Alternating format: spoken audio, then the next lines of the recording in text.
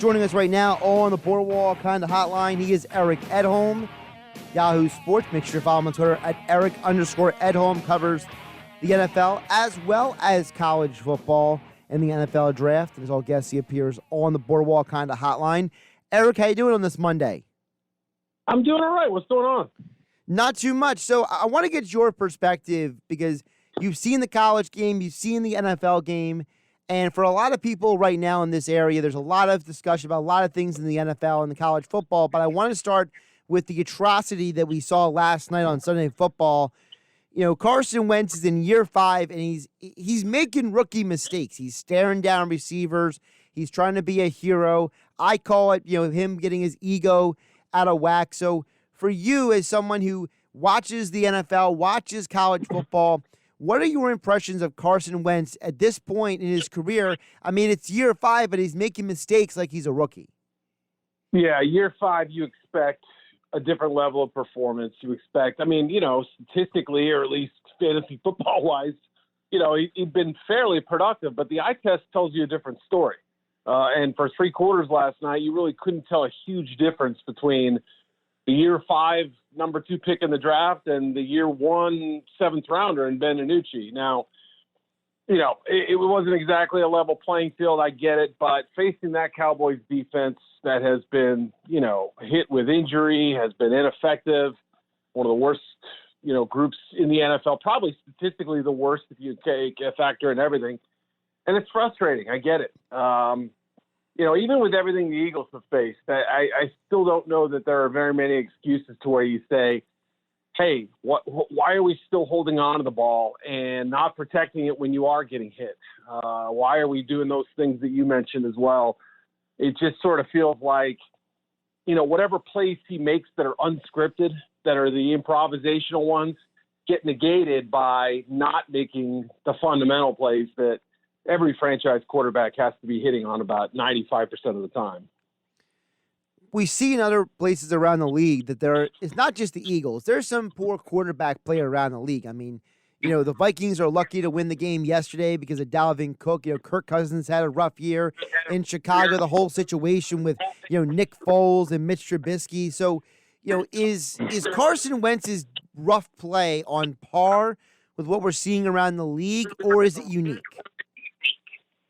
I think it's kind of in its own category. I mean, obviously we have the high-end guys, who are almost unassailable in what they're doing in Patrick Mahomes, probably, Russell Wilson, even with Wilson's, disappointing game against the Cardinals last week. I mean, he's everybody has one of those once in a while. It's not an every week occurrence. Russell has shown the ability to, bring teams back. We know how good Deshaun Watson is under normal circumstances. Yeah, Josh Allen's leveled off, but, look at what Tom Brady's doing in Tampa. We'll get a look at him tonight. And, obviously look at Teddy Bridgewater's surprising season and what he's done so far. I mean, without Christian McCaffrey for more than half the year. So, for every example of an uncomfortable or an awkward quarterback situation or a starter who's not performing at the level expected, there's the bright spots of Joe Burrow and Justin Herbert. There's the Bridgewater example. There's Matt Ryan leading the league in passing yards with, on a team that, that's sort of been held together by sticks and glue. So it's every situation is unique, but overall I would say the quarterbacking is as good as it's ever been, even with, those situations that we pointed out. There's a contingent of people who want to say, bench Wentz, put Jalen Hurts in there. I mean, I think it's ridiculous, but in your eyes, is there a level of play that would garner Wentz to maybe not be in there? Because like I said, in Chicago, Mitch Trubisky was winning games, probably not because of himself, but because of the defense. So we've seen around the league guys get benched for other players. Obviously, each situation is unique. So is there a level of play of Wentz playing so bad that even you would say, as a objective person, you might want to give Jalen Hurts a shot and put Wentz on the bench? It's hard to know this year, especially because we didn't really see Jalen Hurts drop back, read the field, make plays in the preseason. Normally we have at least a barometer of where they are. You remember when when Lamar Jackson came out. And I don't think they're the same player or anything, but I'm just using him as an example. His rookie year, I believe the Ravens had 5 preseason games. I think they were in the Hall of Fame game that year, if memory serves. You know, they played Lamar a ton. I think he had like 167 dropbacks in the preseason or something like that. And, you know, he was a mixed bag. He was up and down. And so that role that they kind of stuck him in as sort of a decoy, a 1 or 2 play package guy, you know, every now and then he'd flash a little burst, but he never got to get in the flow of the game. And so, you know, it's kind of hard to judge Jalen Hurts. I would suppose that if the division is at risk of slipping away and they feel that Carson is directly responsible for that, meaning we would have won had he not thrown 3 picks, or, you know, we win that game against the division rival if he doesn't cough it up on the goal line or whatever the situation may be, then you consider it. But Jalen Hurts so far, what have we seen from him? We've seen little plays here and there that are designed toward his strengths and maybe away from his weaknesses. And we haven't seen anything close to the full package. So whatever's happened in practice, really only the 50-plus guys on the roster and Doug Peterson and the rest of the offensive staff really, truly know how far Hurts is and whether he's even close to an upgrade at this point over Wentz. Eric Edholm joining us here on the Boardwalk on the hotline on 97.3 ESPN Yahoo Sports. Make sure you follow him on Twitter at Eric_Edholm. Eric, I did want to touch on with you also about the Chicago situation, because 2 straight games now, Nick Foles has played probably just almost as rocky as Carson Wentz is. And I know the situation in Chicago is different, especially with Mitch Trubisky back there. But there's a lot of Eagle fans who sit there and say, well, the Eagles should have kept Nick Foles. They'd be better off. But I think the evidence is in the pudding that Nick Foles, whether it's Jacksonville or Chicago, he hasn't exactly been Super Bowl Nick Foles either after the run in 2017. Yeah, what we need is a 4-5 playoff game, Bears at Eagles, right? Foles at Wentz to decide who the better quarterback is for their respective team. Because we may get it. I mean, obviously we know the situation with the NFC East. The Bears have a very respectable record at 5-3. They don't look the part otherwise, but yeah, I mean, on a throw-by-throw basis, Trubisky was actually better in his 2+ games than Foles has been for 3+ games now. So do you go back to him? Does Matt Nagy make that call? Has he completely nuked the confidence of Trubisky after what's happened the last year and a half? I don't know. I really don't. I mean, I really thought heading into last season, the Bears were in a pretty good place with Trubisky. I didn't think he'd ever be great. I think we'd seen that he had a very defined ceiling, but I thought, he played pretty well against the Eagles in that playoff game. He wasn't bad. He wasn't terrible, I don't think. Last year just set everything back so far. I think he just sort of suffered some irreparable damages there, and I don't really truly know what he can give them. But would it be stunning if they went back to Trubisky? At this point, I don't think so. It depends on Nick taking fewer sacks. He's hit a few long balls the last couple games, but it hasn't just been as consistent as you'd like to see. And yeah, it's getting to the point where nobody knows who the best quarterback is in Chicago. How much do you buy into the theory, whether it's legitimate or not? You tell me what you think about, well, Matt Nagy wasn't part of the people who scouted and drafted Mitch Trubisky, and that has a lot to do with the chaos that's going on in Chicago. Yeah, I mean, it wasn't his handpicked guy for sure. And then, Nagy was part of the Kansas City team that identified the traits that they saw in Mahomes, who, at the time was, I think, most people's quarterback 3 in the media. The sort of the outside the NFL. It's hard to get a real genuine answer from some teams on that matter, but there were teams that really liked Mahomes. There were some that had questions. Hey, can that style work, for every team? I don't know that he would be the superstar he is if he didn't have Andy Reid and Tyreek Hill and everything else that they have in Kansas City. But to bring it back to your Bears question, I suspect that Matt Nagy wasn't in love with Trubisky coming out.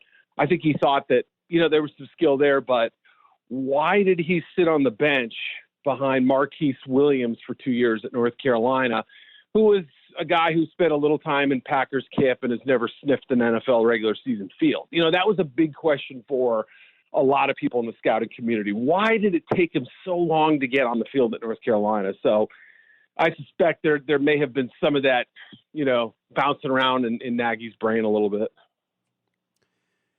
Just kind of one more NFL question before I hit on a little college football with you, Eric. At this point in time, we saw the Steelers get another huge win. Week 1, the week before it was the Titans, and then this past week it was the Ravens. Are the Steelers definitively the number 2 team in the AFC now? Yeah, I mean, they're obviously, a very battle-tested team the last 2 weeks. You see what they've been, what they've done against the better competition than what they saw, the first chunk of the season. Kansas City, I think is who you're alluding to, obviously, is the team that probably scares more people, so to speak. Yep. Ben Roethlisberger has been a little bit limited in what he's been able to do this year, but boy, it's a whole heck of a lot better than what they had at quarterback last year. Does Devin Bush's absence explain why the Ravens ran for 265 yards with 2 backup offensive linemen?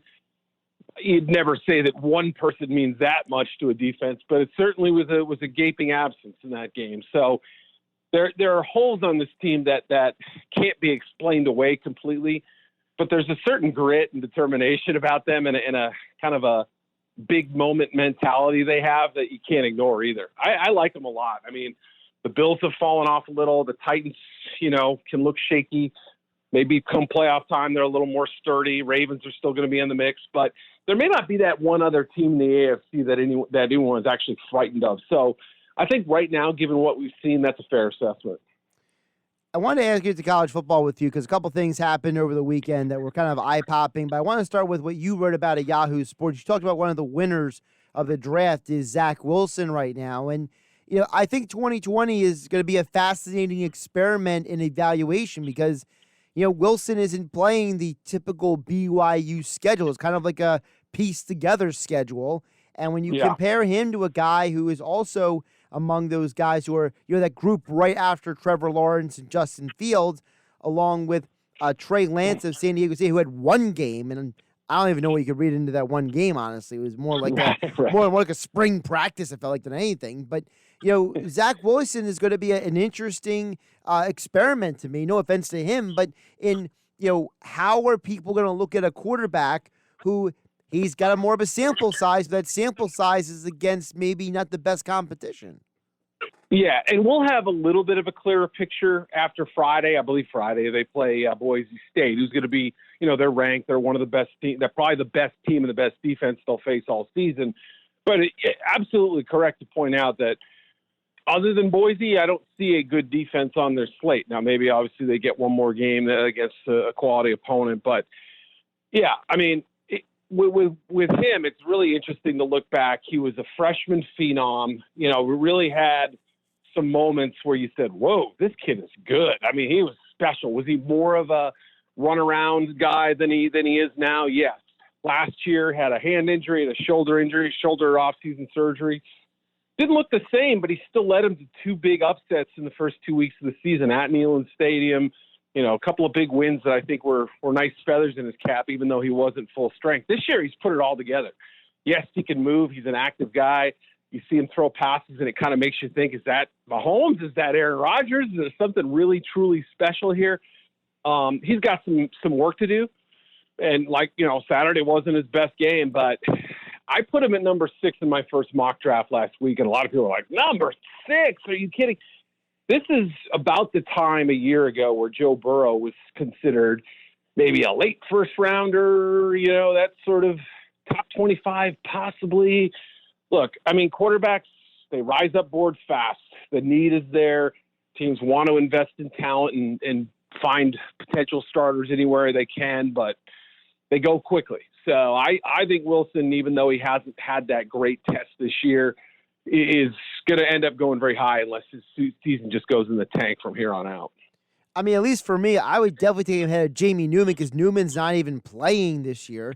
Kellen Mond has been erratic at Texas A&M. Purdy, I don't know what to think of him anymore at Iowa State.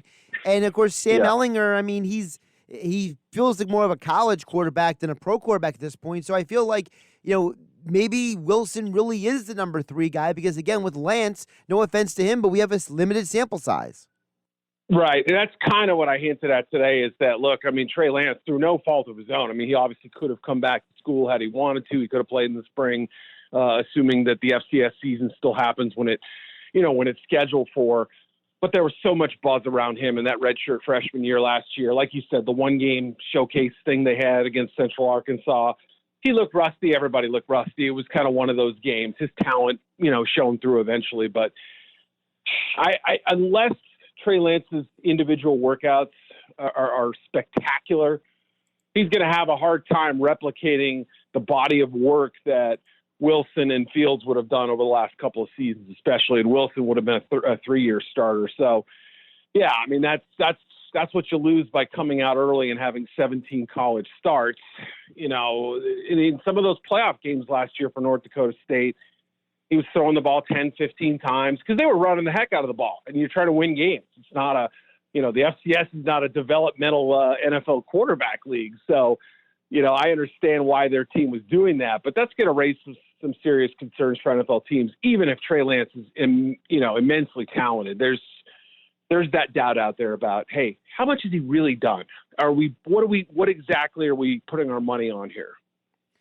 One more for you, Eric, and I appreciate your time. The other interesting test case for 2020 being 2020 is, and I've talked about it a bunch of times here on Football Fridays, is Rondale Moore at Purdue. 2 straight weeks, He's suspiciously not around. He opted back into the season to play. There's rumors out there that he hurt himself in an incident outside of playing football, and that's why he's not available, and the team doesn't want to tell anybody about it because they don't want to get him in trouble or anything like that. So, it feels like for someone like him, he's another interesting test case because he was someone who was supposed to be boosting his stock right now, and instead he's been MIA for 2 weeks. Yeah, I mean, if anyone can remember Rondale Moore in 2018 when he was a true freshman, anyone who watched Purdue's upset of Ohio State, beat him by 18 or 19 points under the lights, Moore was spectacular that game, and he really didn't have a bad game his freshman year. I mean, he was incredible, to the point where people are saying, is this one of the best 5'9" wide receivers in college football history? Or could he be? After 4 games last year, gets hurt. He was off to a great start. When he opted out, I kind of thought, "Ooh, this is a risk," because boy, he's had 180 offensive snaps since the end of the 18 season.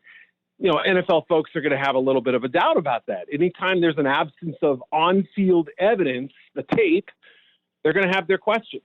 So when he opted back in, I was excited. Now this, what you just said, the mysterious circumstances, is it some incident that we're not aware of? I've poked around, haven't gotten very far on that one yet.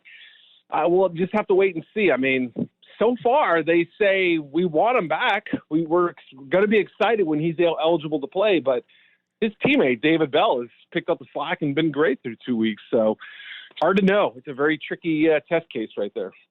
For more NFL and college football analysis, as well as the NFL draft, go follow Eric on Twitter at Eric_Edholm, and check out his stuff over at Yahoo Sports, the website and the app. And as all guests, he appeared here on the Boardwalk Honda Hotline. Eric, always appreciate the time and the conversation. You got it. Thank you very much. Appreciate it.